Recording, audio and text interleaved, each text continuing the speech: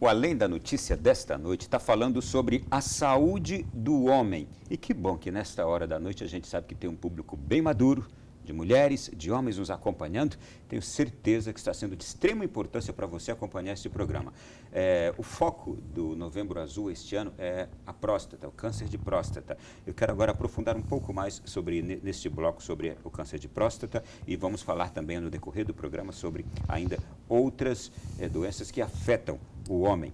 Mas sobre o câncer de próstata, eu perguntaria aqui para os senhores, depois que se opera a próstata, ainda é preciso fazer um acompanhamento, ainda existe, assim como também em outros cânceres, aquele acompanhamento posterior? Sim, todo câncer, depois que você opera, você precisa acompanhar um período, geralmente 5 anos, alguns um pouco mais, para você dar a certeza de que foi realmente curado. Tá? E o acompanhamento nesses casos é feito com o PSA, aquela enzima aquela proteína que a gente dosa no sangue até para fazer o diagnóstico, né? E ela serve de acompanhamento para saber se não teve a recidiva, a volta da doença. Tá? Então precisa realmente acompanhar depois disso. Achei curiosa uma outra pergunta que falava sobre câncer de mama. Existe no homem câncer de mama? Sim, a cada 100 mulheres com câncer de mama, a gente vai ter um homem. Então, a proporção é de 100 para 1, né? Porque os homens têm a glândula mamária subdesenvolvida, mas realmente acaba que é uma incidência pequena, mas existe. Doutor, sobre o toque, quanto ao câncer de próstata, ou a próstata, o exame, aquele toque é o que mais leva os homens àquela atitude de rechaço. Inclusive aqui, o meu sogro, quando foi fazer este exame, chegou em casa chorando, porque ele disse que nunca tinha passado por tamanho constrangimento, um senhor de 60 e poucos anos. Vamos aqui esclarecer o exame do toque, como é feito, por que não se deve ter medo, por que o homem não deve rechaçá-lo? Bom, como eu comentei anteriormente, o exame do toque, o toque retal, ele faz parte do exame físico, é apenas um pouco mais específico, né? E o que nós estamos avaliando ali? Especificamente a próstata. Nós fazemos o toque, inserimos o dedo no ânus, mas tem todo um cuidado, um preparo, é utilizado um gel para poder não machucar e tudo, e só avaliamos unicamente isso. Tá? E por que é importante? Porque no desenvolver da doença ele vai alterar características físicas da glândula. Então, se a gente percebe uma alteração, uma nodulação, um endurecimento, isso é um indicativo para a gente fazer uma biópsia e confirmar a hipótese diagnóstica do câncer. Mas ele sozinho não é suficiente. A gente precisa fazer esse exame acompanhado do PSA, que é dosado na corrente sanguínea, através do exame de sangue realmente. Da mesma forma, o PSA sozinho não é suficiente. Nós temos algumas maneiras principais de avaliar a próstata, né, que seria o PSA, o toque retal, podemos lançar a mão do ultrassom, temos a ressonância, alguns outros exames, mas nenhum deles sozinho é suficiente. E todo homem tem que fazer?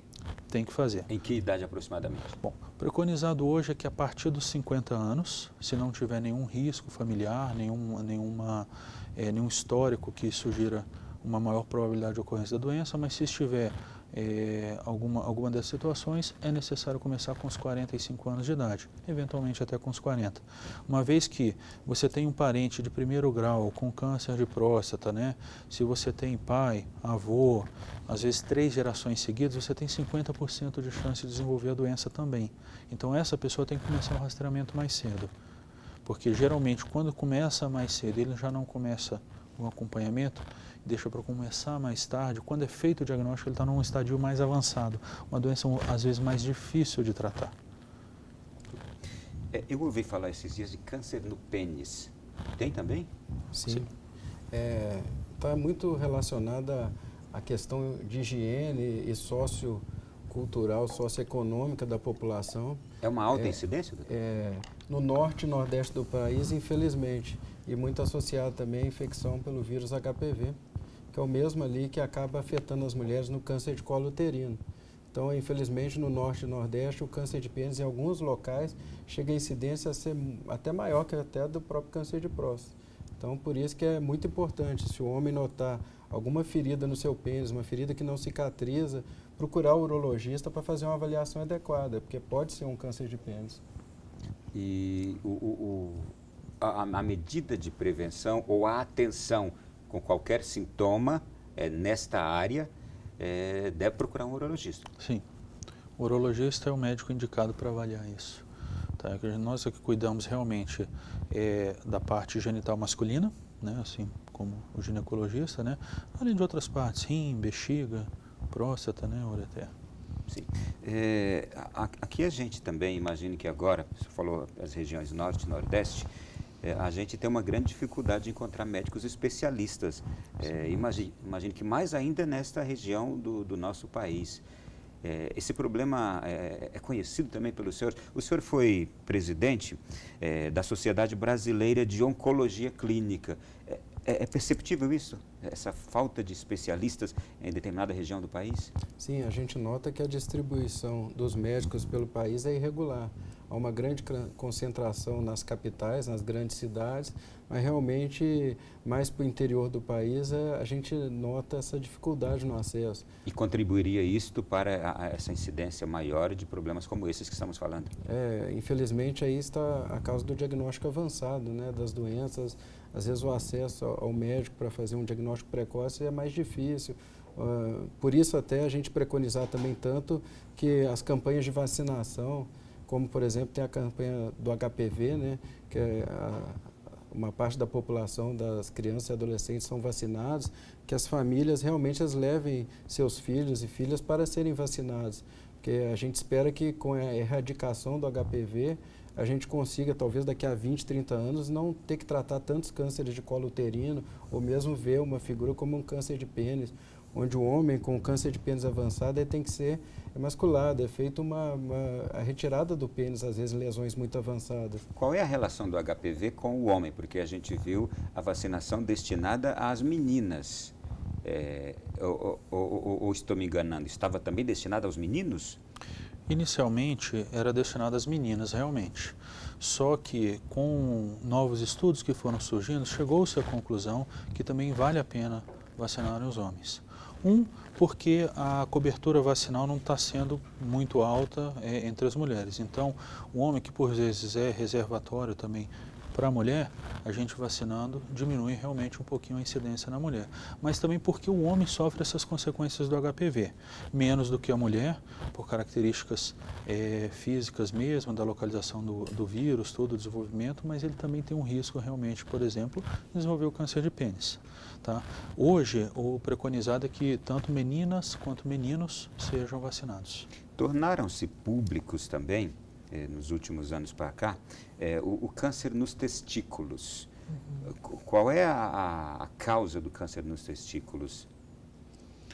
Ele não tem uma causa, como é que eu posso dizer assim, específica, né? Olha, isso aqui você fazendo isso vai ter câncer de testículo, mas tem algumas coisas que a gente sabe que realmente pode causar, como por exemplo exposição à radiação. Então, trabalhadores da área de saúde trabalham muito com radiação, a radioterapia, a radiologia, tudo, eles têm uma maior chance. Mas a grande maioria mesmo é realmente a mutação genética do próprio tecido ali que vai fazer aparecer o câncer de testículo. Ok. Se me surge mais alguma aqui na área, nessa área a gente volta a falar. Eu quero passar para um outro tema aqui agora também, aproveitando já o tempo. Andropausa. O que podemos entender por andropausa? Bom, a andropausa, né, seria o equivalente masculino da menopausa. São sintomas que vêm da queda dos hormônios masculinos com o passar dos anos. Tá? Então, às vezes o cansaço, perda de massa muscular, perda dos pelos do corpo, isso aí são sintomas realmente que está tendo uma baixa hormonal. Tá? Com o passar dos anos, é até esperado realmente que nós tenhamos isso, faz parte do nosso envelhecimento. É incômodo e é ruim e é realmente indicado o tratamento quando às vezes isso acontece mais precocemente e está trazendo desconforto. Entendeu? Então, por exemplo, um homem de 40 anos de idade que já está apresentando esses sintomas e tem uma dosagem baixa de testosterona, é alguém que é indicado a gente tratar. Um senhor de 70 anos, a gente espera que ele tenha realmente a testosterona um pouquinho mais baixa. E às vezes esse decaimento da testosterona veio tão devagar que ele não sente realmente os desconfortos disso. E há uma idade na qual se basicamente se inicia estes sintomas da andropausa? É mais comum a partir dos 50, 60 anos de idade. A partir dos 60 anos de idade é mais comum.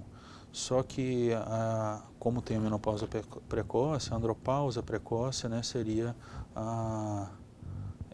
poderia acontecer ali antes dos 40 anos de idade, tá? Até nessa época mesmo. A gente fala que é a doença do envelhecimento masculino. Doutor, e quando não se faz essa reposição hormonal, o que vai acontecendo com aquele homem? Bom, quando ele sente esses sintomas já, mas aí não faz o tratamento adequado. Cai novamente naquele mesmo problema de, às vezes, não ter acesso ao médico, à rede pública, ou financeiramente não tem acesso também a um médico particular. Certo. Os principais sintomas da diminuição da testosterona no homem são diminuição do vigor geral para a vida, né? Aquele ânimo realmente, força para fazer as coisas do dia a dia, diminuição da força muscular, diminuição da massa muscular e ganho de peso. Pode ocorrer alterações nos pelos do corpo, então os pelos da perna, do peito diminuírem um pouquinho, começarem a cair. É observada também uma diminuição da libido, diminuição do desejo. Tá?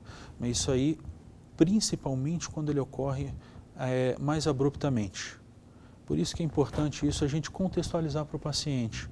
Porque, como eu falei, às vezes um paciente com 70 anos de idade é esperado que ele tenha realmente uma dosagem menor e não tenha todos esses sintomas. Mas um paciente de 40, 50 anos, às vezes, com uma dosagem mais baixa, vai se sentir muito mais desconfortável. É bem interessante isso, que a gente vê que nas mulheres talvez as queixas sejam maiores, né? Sim. Os fogachos, aqueles calores, às vezes insônia. As mulheres queixam muito mais da menopausa do que os homens da andropausa, por ser uma coisa mais gradativa, mais gradual. Não é igual o Zé Henrique falou, não é uma queda tão abrupta. Então acaba que os homens têm menos queixas, né? Sim, eles vão surgindo, como a queda vai progressivamente, ele vai se acostumando.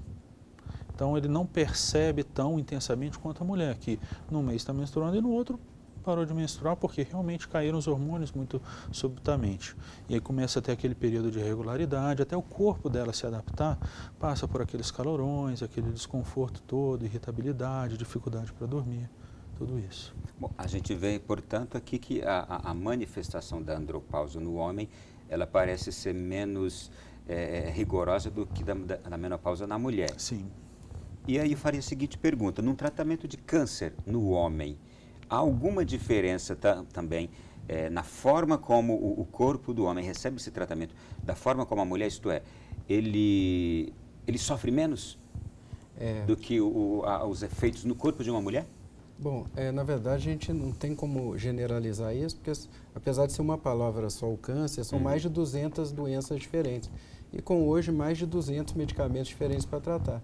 Pensando-se em câncer de próstata, por isso que é tão importante o diagnóstico precoce, pois nos casos mais avançados, os tumores de próstata, vamos dizer que eles se alimentam da testosterona que o homem produz. E a doença piora com a testosterona. E um dos principais tratamentos da doença avançada é fazer um bloqueio hormonal, diminuindo a testosterona do homem. Com isso, como se você matasse as células de câncer de próstata de inanição e controlasse a doença. Então, por isso é tão importante o diagnóstico precoce. Às vezes, um diagnóstico precoce, o paciente vai fazer apenas uma prostatectomia, não vai precisar fazer uma terapia hormonal, vai fazer radioterapia, e com isso evita os sintomas sistêmicos, por exemplo, de um bloqueio hormonal, induzindo uma andropausa precoce no paciente. Então, esse é um dado importante.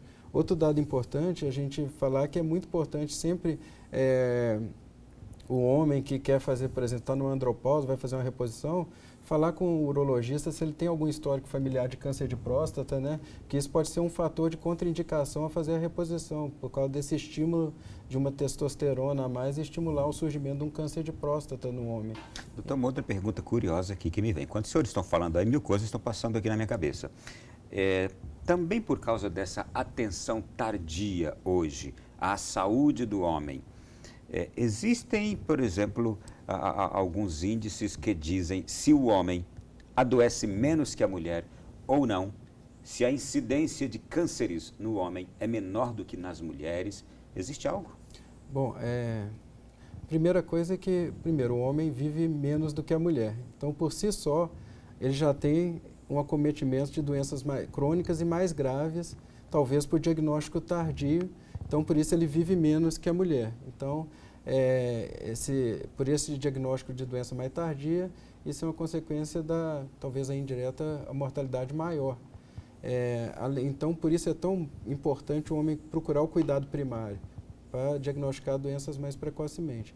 Quanto à relação às neoplasias, vocês veem, se fala muito do câncer de mama, mas no Brasil, por exemplo, esse ano são estimados 61 mil casos de câncer de próstata novos. Mama são 58 mil, ou seja, são 3 mil casos a menos de câncer de mama do que de câncer de próstata em homem, mostrando que a incidência também nos homens é bastante alta de câncer. E, mais uma vez, os fatores causadores podem ser os mais diversos, desde a atenção à saúde, a uma qualidade de vida, até fatores genéticos, não é isso? Sim. O principal fator de risco de mortalidade do câncer é o tabagismo. 30% das mortes por câncer no mundo estão relacionadas diretamente ao tabagismo. Então, esse é o principal fator causal. Além desses, aí a gente tem alguns outros. Nós sabemos que, talvez como um todo, a alimentação também, ela propicia aumento de incidência em alguns casos. Por exemplo, a obesidade nas mulheres aumenta o diagnóstico do câncer de mama, aumenta a incidência de câncer de mama. Nós temos aí uma alimentação rica em nitritos, nitratos, condimentados, defumados, aumenta o risco de cânceres do tubo gastrointestinal. O álcool associado à bebida aumenta muito a incidência dos cânceres de esôfago, de boca, como um todo. O cigarro aumenta muito a incidência de câncer de bexiga. Então, por exemplo, o câncer de bexiga nos homens está mais ou menos entre o 6º e 7º lugar no Brasil, com mais de 10 mil casos por ano. Então, todos esses muito relacionados ao tabaco. É interessante como um programa como esse é tão instrutivo, que lá em casa, recentemente, a gente estava assistindo a informações sobre saúde, os principais alimentos mais danosos à saúde, aqueles mais benéficos.